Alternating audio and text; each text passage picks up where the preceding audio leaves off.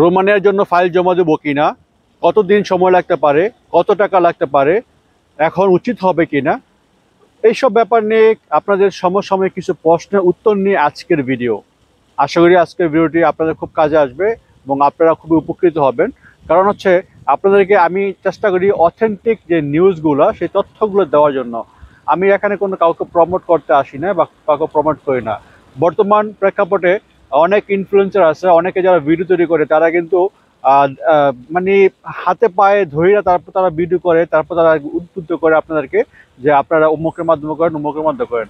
কিন্তু আমার ভিডিওর উদ্দেশ্য হচ্ছে আপনাদেরকে সঠিক তথ্য আপনার সাথে তুলে ধরা, যাতে করে আপনারা ভবিষ্যতে প্রতারিত না হন।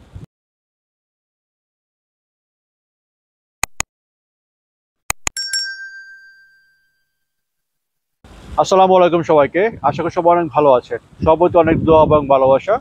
আজকে আমি খুব গুরুত্বপূর্ণ সমসাময়িক বিষয় নিয়ে আলোচনা করব।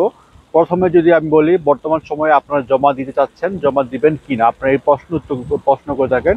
সেক্ষেত্রে আমি বলবো, যেটা আমার ক্ষেত্রে হয়েছিল, আমি সবসময় বলি যে যখন আপনি ডকুমেন্ট জমা দিবেন, আপনার ইউরোপের জন্য জমা দিবেন, তখন আপনাকে কিছু ডিপোজিট করতে হয়। আমার ক্ষেত্রে যখন ডিপোজিট আমি দিয়েছিলাম, সেটা আমি অনেকটাই আমি মনে করেছিলাম যে এটা লটারি লটারি মনে করে দিয়েছিলাম। যদি হয় হবে, যদি না হয় আলহামদুলিল্লাহ। আমি সেখানে সেই নিয়তে আমি দিয়েছিলাম এবং আলহামদুলিল্লাহ আমি খুব তাড়াতাড়ি খুব সফল হয়েছিলাম। তো বর্তমান সময় যদি আপনারা জমা দিতে চান, সেক্ষেত্রে আপনারা মাথায় রাখতে হবে আপনি যে ডিপোজিট দিবেন, আপনি যে এজেন্সির মাধ্যমে দিবেন, আপনি কিন্তু ডিপোজিট সেখানে অনেক ক্ষেত্রে কিন্তু ফেরতযোগ্য না। অনেকের ক্ষেত্রে 90% কিন্তু ফেরতযোগ্য না। সেক্ষেত্রে আপনি যখন টাকা দিবেন, আপনি এই জিনিসটা এই মাইন্ড সেট আপ করবেন যে এটা আপনার এটা লটারির মতো, যদি হয় হবে, যদি না হয় না হবে। যদি এইরকম মাইন্ড সেট আপ নিয়ে আপনার সামনে আগাতে পারেন, সেক্ষেত্রে আপনি জমা দিতে পারেন। কারণ হচ্ছে অনেকে ভাবতে পারেন যে বর্তমান সময়ে ভিসা রিজেক্ট হচ্ছে, মালয়েশিয়া থেকে প্রচুর ভিসা রিজেক্ট হচ্ছে, আদার্স কিছুটা শুরু হয়ে গেছে। আমি তাদেরকে বলবো, ভাই আপনারা যেমন আমি গতকালকে একটা ভিডিও দিয়েছিলাম, সেখানে আপনারা অনেকে কমেন্টস করছেন, অনেকে অনেক হতাশা পড়েছেন যে হ্যাঁ এটা তো রিজেক্ট হতেছে, সেক্ষেত্রে আমি কী করবো, আমার তো জমা দেওয়া ভুল হয়ে গেছে। ভাই আপনার তো রিজেক্ট হয় না, রিজেক্ট অন্যজন হয়েছে। সেক্ষেত্রে আপনি এগুলো নিয়ে চিন্তা ভাবনা না করলে হবে। আপনার যদি রিজিক থাকে, আপনার যদি কপাল ভালো থাকে, আল্লাহ যদি আপনার রিজিকে থাকে, সেক্ষেত্রে আপনি সফল হবেন। আপনি অপরের যদি অন্য একজন যদি মানে রিজেক্ট হয়েছে, সেই জন্য যদি আপনি হতাশ হয়ে যান, এটা তো ভাই আপনার লাইফ না। আপনার লাইফে উত্থান পাতান হবে, আপনার লাইফে ভালো কিছু হবে, খারাপ কিছু আসবে। সো সব কিছু মেনে নেওয়ার মাধ্যমে কিন্তু আপনার সফলতা অর্জন করতে পারবেন। আপনি যদি মনে করেন যে আপনার লাইফে সবসময় সফলতা আসবে, সেক্ষেত্রে কিন্তু আপনি কোনো কিছু করতে পারবেন না। আপনার লাইফে সফলতা আসতে পারে, আপনার লাইফে আপনার কিছু খারাপ কিছু সময় আসতে পারে। তো প্রত্যেকটা সময় প্রত্যেকটা কাজে যদি আপনি নিজেকে মানিয়ে নিতে পারেন, সেক্ষেত্রে আপনি সফল হতে পারবেন, আপনার সামনে আগে যেতে পারবেন। আপনি অন্যজনের যদি রিজেক্ট হয়ে গেছে সেই চিন্তা যদি আপনি গুম না হয়, সেই যদি আপনি যদি হতাশ হয়ে যান, সেক্ষেত্রে আপনি সামনে আগাতে পারবেন না। বর্তমান সময়ে আপনি যদি জমা দেন, সেক্ষেত্রে আপনার মনে করতে হবে যে আপনার এটা দিবেন, সেটা লটারি হিসাবে সামনে আগাবেন।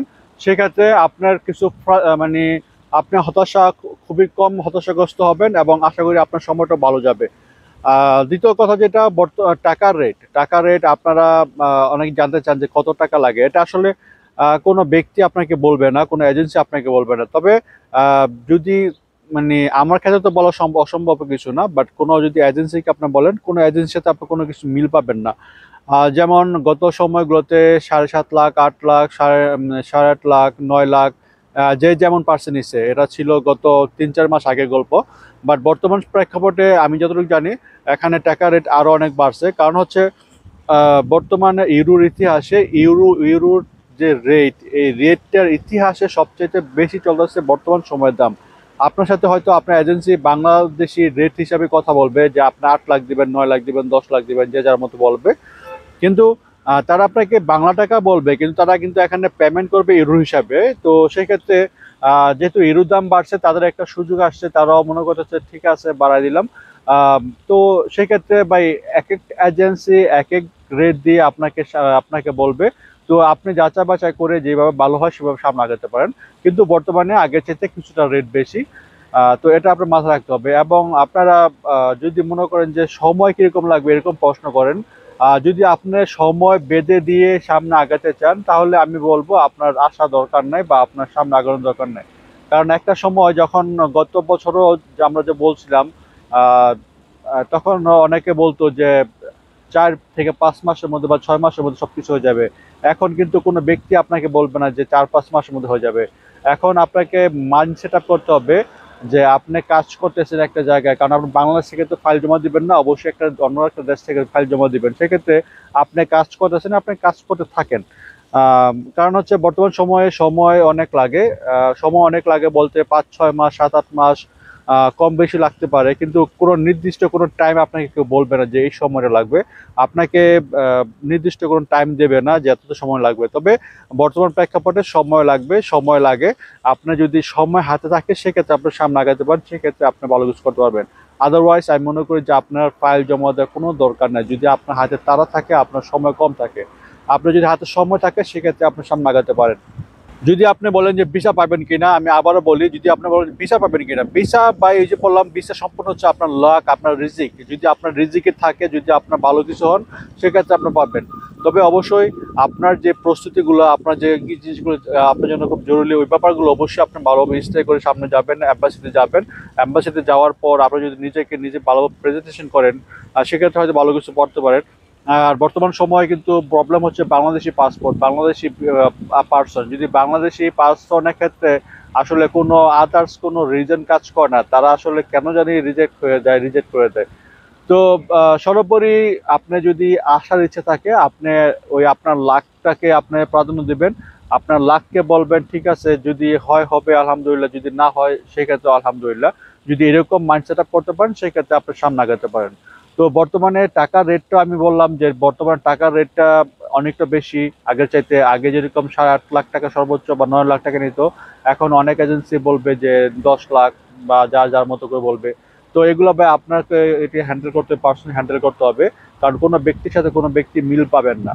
তো এই হচ্ছে ব্যাপার। আর ভিসার ব্যাপারটাও সম্পূর্ণ লাখের উপর নির্ভর করে। আর সময়টা যদি হাতে থাকে আপনার, সেক্ষেত্রে আপনার সামনে আগান। যদি সময় কম থাকে সেক্ষেত্রে, বা আপনার যদি তাড়া থাকে, সেক্ষেত্রে আমি মনে করবো যে আপনার এখানে আসার দরকার নেই, বা আপনার এদিকে ফাইল জমা দেওয়ার দরকার নেই।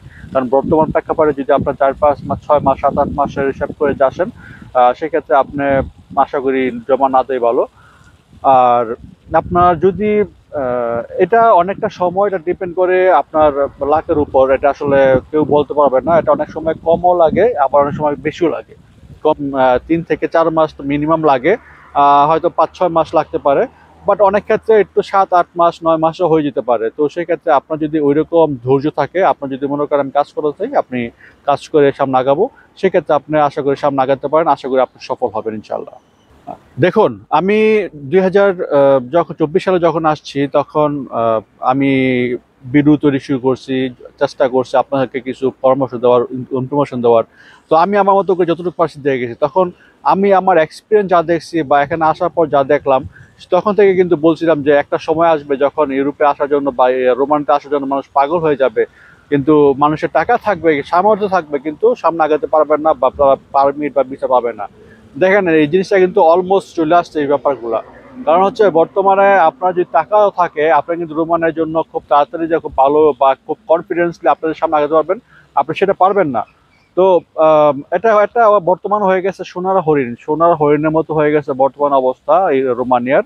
তো সোনার হরিণকে ধরতে গেলে আপনাকে লাখের উপর নির্ভর করতে হবে, আপনাকে সামনে এগিয়ে যেতে হবে। আপনি অন্যের রিজেক্ট হয়েছে, অনেকের হয়ে গেছে, এই চিন্তা আপনার না করে আপনার মতো করে আপনার সামনে আগান। আপনার রিজিক, আপনার কপালের ভাগ্য আপনার কি আছে সেটা তো আমরা জানি না, বা অন্য কেউ জানে না। তো কেন আপনি অন্যের মন খারাপ দেখে, অন্যের রিজেক্ট দেখে আপনার মন খারাপ করবেন? আপনারা মন খারাপ করবেন না। আহ, আপনারা সামনে এগিয়ে যান। আপনার রিজিক থাকলে আপনি পাবেন। ওই যে বললাম যে আপনার লটারি মনে করে আপনার সামনে এগিয়ে যাবেন, প্রথম যে টাকাটা। সেক্ষেত্রে যদি আপনি সফল হন আলহামদুলিল্লাহ, সফল না হলে আপনি নিজে বলবেন আলহামদুলিল্লাহ। যদি আপনি এরকম মাইন্ড সেট আপ করতে পারেন, সেক্ষেত্রে আপনার সামনে আগাতে পারেন। তো এই হচ্ছে আজকের ভিডিও। আপনাদেরকে যে বললাম, বর্তমান সময়ে 2024 সালে যে সুযোগগুলো ছিল, এখন অনেকটা স্থগিত বা অনেকটা কমে গেছে। আর বর্তমানে ভিসার রেশিও মালয়েশিয়া থেকে অনেকটা স্লো হয়ে গেছে। আশা করি পরবর্তীতে হয়তো ঠিক হতেও পারে। আহ, আর বাংলাদেশের পাসপোর্টের জন্য অনেক দেশের জন্য অনেক সমস্যা হইতেছে, বর্তমান দেখতেছেন আপনারা, এগুলো নিয়ে অনেক কথাবার্তা হচ্ছে। তো তো যাই হোক, আপনারা যদি ভিসা জমা দিতে চান, আপনার হাতে যদি সময় থাকে, সেক্ষেত্রে আপনার সামনে আগে দিতে পারেন। আমি এখানে কোনো কারো সাপোর্ট করতে আসি না বা কাউকে কিছু বলতে আসি না। আমি জাস্ট যে বর্তমান প্রেক্ষাপটে ইনফরমেশনগুলো আপনাকে তুলে ধরলাম। আশা করি আপনারা কিছুটা আমার কথা বুঝতে পেরেছেন। তো আপনাদেরকে সবসময় তথ্যগুলো দিয়ে যাব ইনশাল্লাহ। আপনাদেরকে যে অথেন্টিক নিউজগুলো সোর্সের মাধ্যমে বা আমার মাধ্যমে যতটুকু জানি, যে আমি বাস্তবে এখানে বাস্তবতা ফেস করতেছি, আমি আমার মতো করে আপনাদেরকে তথ্য দিয়ে যাবো ইনশাল্লাহ। আমার জন্য দোয়া করবেন, পাশাপাশি প্রত্যেকটা প্রবাসী দোয়া করবেন। যারা আমার চ্যানেলে নতুন, অবশ্যই আমার চ্যানেল সাবস্ক্রাইব করে পাশে থাকবেন। ভালো থাকুন সবাই। আসসালামু আলাইকুম সবাইকে।